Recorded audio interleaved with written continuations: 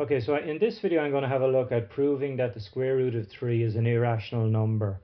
So in other words, that it can't be expressed as a fraction, or it can't be expressed in the form a over b, where a and b are both integers, in other words positive or negative whole numbers, and of course b here, the denominator, can't be 0. So what I'm going to do is use a method called proof by contradiction, where I say that the square root of 3 can be expressed as a fraction, and then I go through a series of steps and show that that develops into a contradiction, that's a ridiculous statement, if you like. So the square root of 3, I'm going to assume, can in fact be expressed in the form a over b, where a and b are both integers and b is not 0. So I'm going to let this stand for the moment, if you like. Now I'm also going to assume here that a over b is in its simplest form. So in other words, if you take for example the fraction 2 over 3, that's in its simplest form. You can't reduce that any further. It's irreducible, in other words. You know, for example, 2 over 3 can be written as 4 over 6, just double the top and the bottom. This would be the simplest form of the fraction. This would be a reducible form of the fraction. You can divide the top and the bottom by 2 to form 2 over 3. So I'm going to assume here that a over b is in fact the simplest form of the fraction. Now, another way of looking at that, in fact, is that the highest common factor of 2 and 3 here, the highest common factor of 2 and 3 here is going to be 1. So the highest number that will divide into 2 and 3 is 1. Now you can see here in this case here, the reducible version of 2/3 here, the non-simplified form, the highest common factor here would be of 4 and 6 here would in fact be 2. The highest number that will divide into 4 and 6 is 2, so it's not 1. But I'm going to assume here, I'm going to say here that the highest common factor of a and b here is 1, so this cannot be reduced any further. Okay, so let's start the proof then. If we take, if we allow root 3 here to be expressed as a fraction, a over b, that would mean then that if we square both sides, we will get 3 on the left hand side. The square root of 3 times the square root of 3 is just 3. Square the right hand side, you just square the top here, which is a squared. Square the bottom here, you get b squared. Now if we just multiply across here by b squared, we get 3b squared is equal to a squared. Okay, so just move this up a bit, and I'm just going to mark this particular equation here. We'll come back to it again later on, but let's just look at what we've got here. If we look at this here, remember a and b are both integers, they're both whole numbers. So in other words, a squared here is some multiple of 3.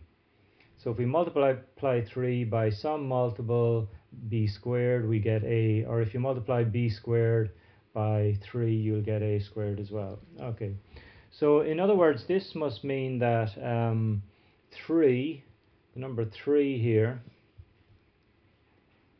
must divide into a squared.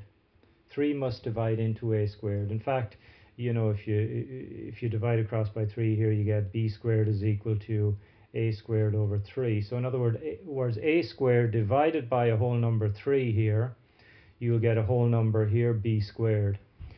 So 3 will divide into a squared, a whole number times, if you like, b squared. Now, this means that in fact 3 will divide a as well. Now I did this proof in a previous video if you want to have a look at that. 3 here is a prime number, and if a prime number divides into some number squared, it will also divide into the square root of that number, a. So if 3 divides into a squared, 3 will divide into a, because 3 is a prime number here. So you can have a look at a previous video if you want to have a look at that particular proof. I won't go through it here, just have a look at the previous video. Okay, so we now know here that 3 will divide into a, but remember that the highest common factor of a and b here, the highest common factor of a and b was 1. Now we've shown that 3 will divide into A first of all. What we're going to do now is show that 3 will also in fact divide into B. So the highest common factor isn't in fact 1. There is a higher number that divides into A and B, and that is 3. So we've first shown that 3 will divide into A. I'm now going to show that 3 will also divide into B. So let's do that. Okay, so we know that A is divisible by 3.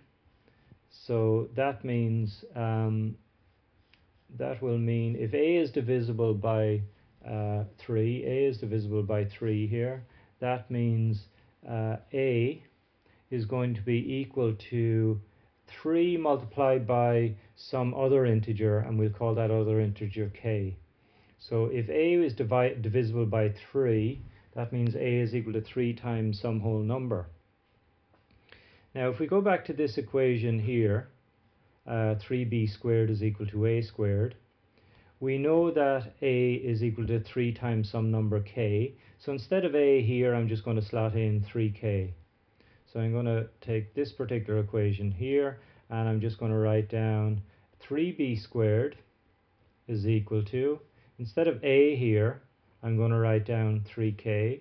So that's going to be 3k squared. So I've just rewritten this equation here. Instead of A, I've written in 3k. Okay, so let's just square this right hand side. This will give us 3b squared is equal to 9k squared. If we divide across by 3 here, we get b squared on the left hand side, and we'll get 3k squared on the right hand side. Now if we look at this equation here, we now see that b squared is 3 times k squared. Remember, k is an integer, so k squared is an integer. So in other words, this is a whole number here, 3 is a whole number, so we can see that b squared is some multiple of 3. B squared is some multiple of 3. So that means you can do similar to what I did up here. B squared here, you can divide by 3 and you'll get k squared, which, remember, this is a whole number here, k squared is a whole number. So b squared is divisible by 3. So we can now write that 3 divides b squared, similar to what we did up here with the a and the a squared rather than the a. So 3 divides into b squared.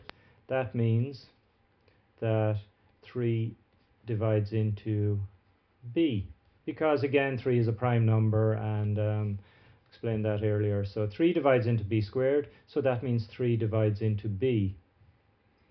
Okay, so we've now shown that not only does 3 divide into A, also 3 divides into B. But remember what we said earlier, that the highest common factor of A and B was 1. But we've just shown here that 3 will divide into A and 3 will divide into B.